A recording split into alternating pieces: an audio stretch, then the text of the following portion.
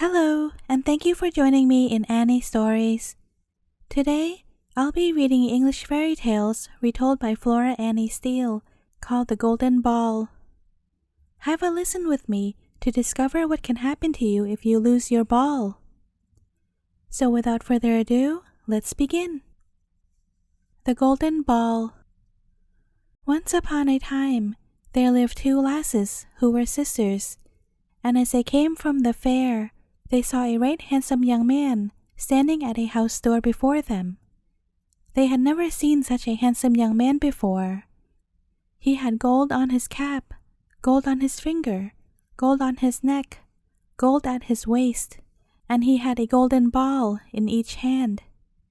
He gave a ball to each lass, saying she was to keep it, but if she lost it, she was to be hanged. Now the youngest of the lasses lost her ball, and this is how. She was by a park paling, and she was tossing her ball, and it went up and up and up, till it went fair over the paling. And when she climbed to look for it, the ball ran along the green grass, and it ran right forward to the door of a house that stood there, and the ball went into the house, and she saw it no more. So she was taken away to be hanged by the neck till she was dead, because she had lost her ball. But the lass had a sweetheart, and he said he would go and get the ball. So he went to the park gate, but 'twas shut. Then he climbed the railing, and when he got to the top of it, an old woman rose up out of the ditch before him, and said that if he wanted to get the ball, he must sleep 3 nights in the house. So he said he would. Well, when it was evening, he went into the house and looked everywhere for the ball, but he could not find it, nor anyone in the house at all. But when night came on, he thought he heard bogles moving about in the courtyard. So he looked out a window, and sure enough, the yard was full of them. Presently, he heard steps coming upstairs, so he hid behind the door and was as still as a mouse.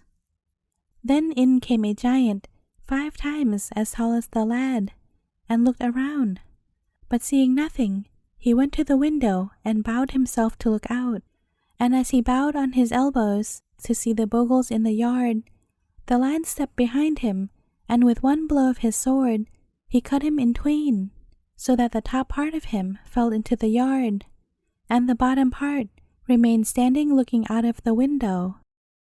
Well, there was a great cry from the bogles when they saw half the giant come tumbling down to them. And they called out, "There comes half our master. Give us the other half." Then the lad said, "It's no use of thee, thou pair of legs, standing alone at the window, as thou hast no eye to see with. So go join thy brother." And he cast the lower part of the giant after the top part. Now when the bogles had gotten all the giant, they were quiet. Next night, the lad went to sleep in the house again, and this time a second giant came in at the door, and as he came in, the lad cut him in twain, but the legs walked on to the fire and went straight up the chimney. "Go, get thee after thy legs," said the lad to the head, and he cast the other half of the giant up the chimney. Now the third night nothing happened, so the lad got into bed. But before he went to sleep, he heard the bogles driving under the bed, and he wondered what they were at. So he peeped and saw that they had the ball there, and were playing with it, casting it to and fro. Now after a time, one of them thrust his leg out from under the bed, and quickly as anything, the lad brings his sword down and cuts it off. Then another bogle thrust his arm out at the other side of the bed, and in a twinkling, the lad cut that off too. So it went on, till at last he had maimed them all, and they all went off, crying and wailing, and forgot the ball. Then the lad got out of bed, found the ball, and went off at once to seek his true love. Now the lass had been taken to York to be hanged. She was brought out on the scaffold, and the hangman said, "Now, lass, thou must hang by the neck till thou beest dead." But she cried out, "Stop, stop, I think I see my mother coming. O mother, hast thou brought my golden ball, and come to set me free? And the mother answered, I've neither brought thy golden ball, nor come to set thee free, but I have come to see thee hung upon this gallows tree. Then the hangman said, Now, lass, say thy prayers, for thou must die. But she said, Stop, stop, I think I see my father coming. O father, hast thou brought my golden ball, and come to set me free?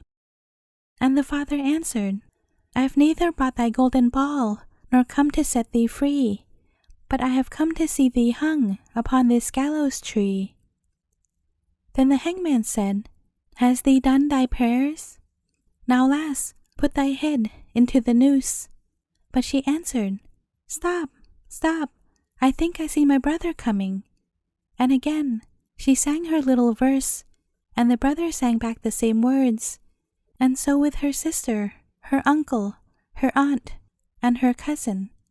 But they all said the same, I've neither brought thy golden ball, nor come to set thee free, but I have come to see thee hung upon this gallows tree. Then the hangman said, I will stop no longer. Thou art making game of me. Thou must be hung at once. But now, at long last, she saw her sweetheart coming through the crowd, so she cried to him, Stop, stop, I see my sweetheart coming. Sweetheart, hast thou brought my golden ball, and come to set me free? Then her sweetheart held up the golden ball and cried, Aye, I have brought to thee thy golden ball, and come to set thee free. I have not come to see thee hung upon this gallows tree. So he took her home then and there, and they lived happy ever after.